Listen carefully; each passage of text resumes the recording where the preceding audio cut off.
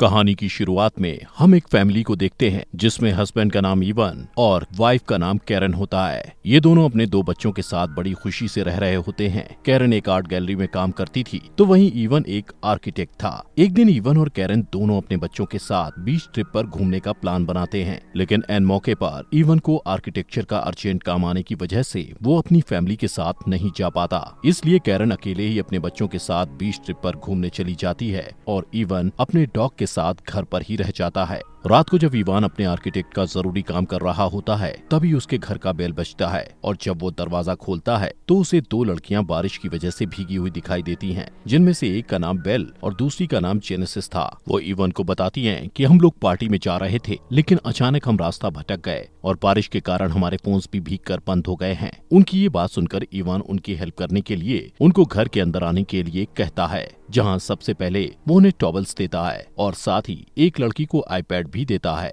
ताकि वो अपने पार्टी का लोकेशन ढूंढ पाए। वो लड़की आईपैड पर सर्च करके देखती है कि उनकी पार्टी की लोकेशन यहाँ से बहुत दूर है, इसलिए इवान उन दोनों के लिए एक कैब बुक करता है जो 45 मिनट में यहाँ पहुँचने वाली थी। अब क्योंकि वो दोनों लड़कियाँ बारिश में काफी ज्यादा भीग चुकी थी, इसलिए वो इवान के घर का बाथरूम यूज करके फ्रेश होकर इवान के पास जाती है, जहाँ इवान उनके लिए कॉफी बना रहा था। इसके बाद इवान इनके साथ बैठकर बातें करने लगता है। इवान पूछता है कि तुम लोग क्या काम करते हो, जिस पर वो बताती हैं कि वो एयर होस्टेसेस हैं और अपने यात्रियों का बहुत ध्यान रखती हैं। इसके बाद वो इवान के पास जाकर अपनी एयर होस्टेस का काम दिखाने लगती हैं कि वो कैसे अपने एयर होस्टेस का काम करती हैं, लेकिन ऐसा करते हुए वो इवान को सिड्यूस करती हैं, जिससे इवान को थोड़ा अच्छा फील नहीं होता। इसलिए वो वहाँ से उठकर दूसरी कुर्सी पर जाकर बैठ जाता है। तभी इवान अपने मोबाइल पर चेक करता है, जिससे उसे पता चलता है कि कैब के यहाँ आने में अभी भी 20 मिनट बाकी है। इसके बाद वो दोनों लड़कियां इवान से उसकी वाइफ के बारे में पूछती हैं। इवान बताता है कि उसकी वाइफ एक आर्ट गैलरी के लिए पेंटिंग्स बनाती है। वो उन्हें अपनी वाइफ की पेंटिंग्स भी दिखाता है। ऐसे ही बातें करते करते वो दोनों इवान के बहुत ज्यादा करीब चली जाती हैं। इवान उनको इग्नोर करने की बार बार कोशिश करता है। इवान एक बार अपना मोबाइल चेक करता है। वो देखता है कि कैब के आने में अब सिर्फ 5 मिनट रह गए हैं, जिससे वो थोड़ा रिलैक्स फील करता है, क्योंकि उसे उन लड़कियों का बिहेवियर थोड़ा ठीक नहीं लग रहा था। वहीं कैब के आने से सिर्फ 2 मिनट पहले ही बेला और जेनेसिस इवान के वहां ना होने का फायदा उठाकर बाथरूम में चली जाती हैं। तभी इवान जल्दी से उनके कपड़े सुखाकर बाथरूम के पास जाकर उन्हें कहता है कि तुम्हारे कपड़े सूख चुके हैं और बाहर तुम लोगों की कैब भी आ गई है। लेकिन अंदर वो दोनों मजे से नहा रही होती हैं और इवान की बातों को इग्नोर कर रही होती हैं। इवान के बार बार कहने पर भी जब वो बाहर नहीं आती तो इवान अपनी आंखों पर हाथ रखकर उन्हें कपड़े देने के लिए बाथरूम के अंदर चला जाता है। लेकिन अंदर जाकर वो देखता है कि वो दोनों लड़कियां न्यूड होकर नहा रही होती हैं। तभी वो दोनों इवान को कहती हैं कि इवान तुम भी हमें ज्वाइन करो। इतना कहकर वो इवान से चिपकने लग जाती हैं, लेकिन इवान ऐसा नहीं करना चाहता था क्योंकि वो एक शादीशुदा था, इसलिए वो उनको इग्नोर करने की पूरी कोशिश करता है।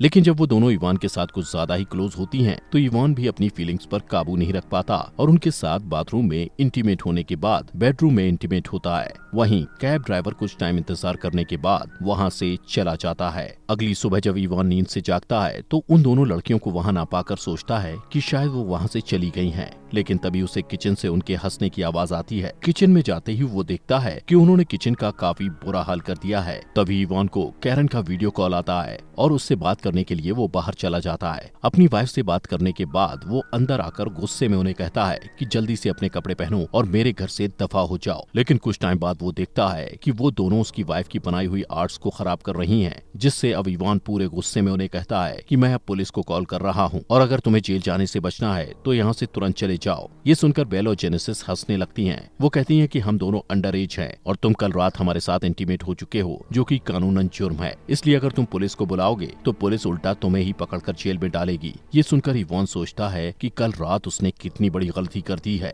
तभी दरवाजे पर कोई बेल बजाता है। दरवाजा खोलने पर इवान को कैरन की दोस्त विवियन नजर आती है, जो वहाँ इवान से ये पूछने आई थी कि कहीं उसे किसी चीज की जरूरत तो नहीं। वहीं इवान उसे देखकर काफी ज्यादा डर जाता है कि कहीं वो घर पर बेल और जेनेसिस को ना देख ले। उनकी बातचीत के दौरान जेनेसिस अचानक से बाहर आकर इवान के साथ चिपकने लगती है। ये देखकर विवियन को लगता है कि इवान का उस लड़की के साथ अफेयर चल रहा है, जिससे वो गुस्से में गालियां देकर वहाँ से चली जाती है। इवान को उन दोनों पर बहुत ज्यादा गुस्सा आता है और इसलिए अब वो सच में पुलिस को कॉल करने लगता है। ये देखकर बेल और जेनेसिस डर जाती हैं और तुरंत वहाँ से जाने के लिए मान जाती हैं। जिसके बाद इवान उन दोनों को अपनी कार में बैठाकर वहाँ से ले जाता है और कुछ दूर जाकर उनको एक घर के सामने ले जाकर छोड़ देता है। वहाँ से इवान वापस अपने घर आता आता है और देखता है कि बेल और जेनेसिस ने उसके घर को काफी गंदा कर दिया था, इसलिए वो पहले अपने घर की सफाई करता है और फिर अपना आर्किटेक्ट का काम करने के लिए बैठ जाता है। तभी उसे अपने घर में कुछ गिरने की आवाज सुनाई देती है। वो देखता है कि उसकी फैमिली फोटो नीचे गिरी है। अब जैसे ही वो फोटो को उठाने के लिए नीचे झुकता है तो पीछे से जेनेसिस फायर एक्सटिंग्विशर को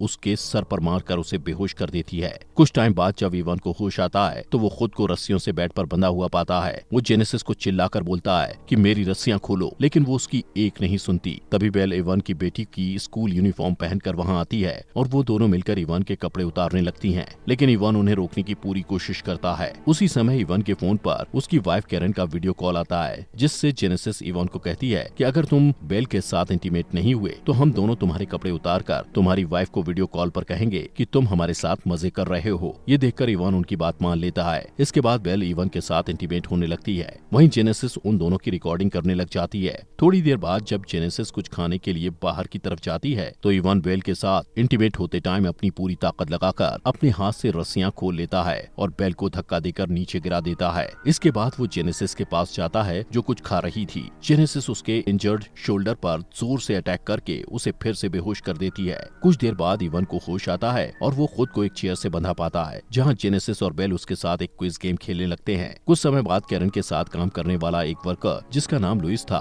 वो कैरन की बनाई हुई मूर्ति को लेने उसके घर आता है। ये देखकर जेनेसिस और बेल इवन को एक रूम में छुपा देती हैं। इसके बाद जेनेसिस दरवाजा खोलती है और ये दोनों लुइस को बताती हैं कि हम दोनों इवन के कजिन्स हैं और घर में एक चोर घुस गया था, इसलिए इवन उसे पकड़ने के लिए उसके पीछे गया है। तभी लुइस की नजर कैरन की आर्ट पर पड़ती है, जिसका इन दोनों ने बुरा हाल कर दिया था। ये देखकर लुइस को इन पर शक होता है। साथ ही वो इनसे कहता है कि इवन की तो कोई कजिन्स हैं ही नहीं। यहाँ पर अचानक लुइस को इवन के चिल्लाने की आवाज सुनाई देती है और वो एक रूम में जाकर देखता है कि इवन वहाँ पर बंधा हुआ है। वो तुरंत इवन की रस्सियों को खोलने लग जाता है। वहीं बाहर ये दोनों कैरन की आर्ट को तोड़ने लगती हैं, जो कि बहुत महंगी थी, इसलिए लुइस उनके पास जाकर उन्हें ऐसा करने से रोकता है, लेकिन तभी उसे अस्थमा का अटैक आ जाता है। वहीं लुइस का इनहेलर भी जेनेसिस के पास था। वो उनसे अपना इनहेलर लेने की कोशिश करता है और इसी बीच उसका पैर लड़खड़ाने की वजह से उसका सर जोर से कैरन की आर्ट से टकरा जाता है, जिससे उसके सर से ब्लड निकलने लगता है और कुछ सेकंड बाद उसकी मौत हो जाती है। लुइस की मौत देखकर जेनेसिस और बेल हंसने लगती हैं, जैसे कि उनको कोई फर्क ही ना पड़ा हो। उनको ऐसा हंसता देख इवन समझ जाता है कि ये दोनों साइको हैं।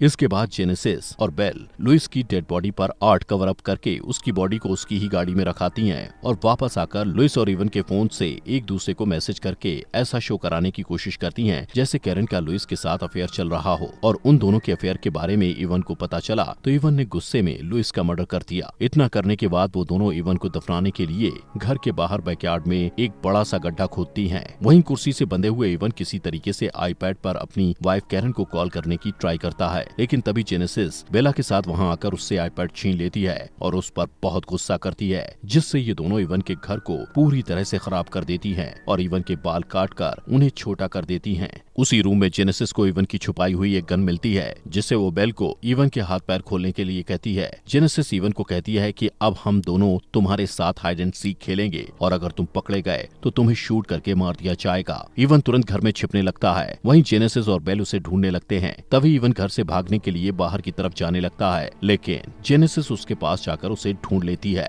तभी इवन जोर जोर से चिल्लाकर मदद मांगने की कोशिश करता है, लेकिन जेनेसिस उसे गन पॉइंट पर चुप करवा देती है। यहाँ से सीन शिफ्ट होता है और हम मॉर्निंग में देखते हैं कि ये दोनों इवन को उस गड्ढे के पास ले जाकर उसे वहाँ दफना देते हैं, लेकिन ये इवन के सर को जमीन के बाहर रखते हैं। ये इवन को बताती हैं कि हम तुम्हें मारना नहीं चाहते थे, हम तो सिर्फ अपने मजे के लिए तुम्हारा इस्तेमाल कर रहे थे और हमें तुम्हें टॉर्चर करने में बहुत मजा आ रहा है। इसके बाद बेल इवन को उसके फोन पर वही वीडियो दिखाती है जिसमें वो इवन की बेटी की स्कूल यूनिफॉर्म पहनकर उसके साथ इंटीमेट हो रही थी और ये वीडियो जेनेसिस ने रिकॉर्ड किया था। अब इस वीडियो को बेल इवन की फेसबुक प्रोफाइल में अपलोड करके उस पर लिखती है कि हैप्पी फादर्स डे, ताकि सबको लगे कि ये वीडियो खुद इवन ने अपलोड की है। वो दोनों इवन को कहती हैं कि अब हमें एक नया शिकार करने जाना है और वहाँ से चली जाती हैं। वहीं इवन काफी मुश्किल से अपना हाथ बाहर निकालकर उस वीडियो को डिलीट करने की कोशिश करता है, लेकिन गलती से उसे डिलीट की जगह लाइक प्रेस हो जाता है। कुछ घंटों बाद जब कैरन अपने बच्चों के साथ घर आती है तो घर को तहस नहस हुआ देखकर उसको कुछ भी समझ नहीं आता। वो सोचती है कि उसके जाने के बाद इवन ने अपने दोस्तों के साथ खूब पार्टी की और इसी के साथ ये मूवी यहीं पर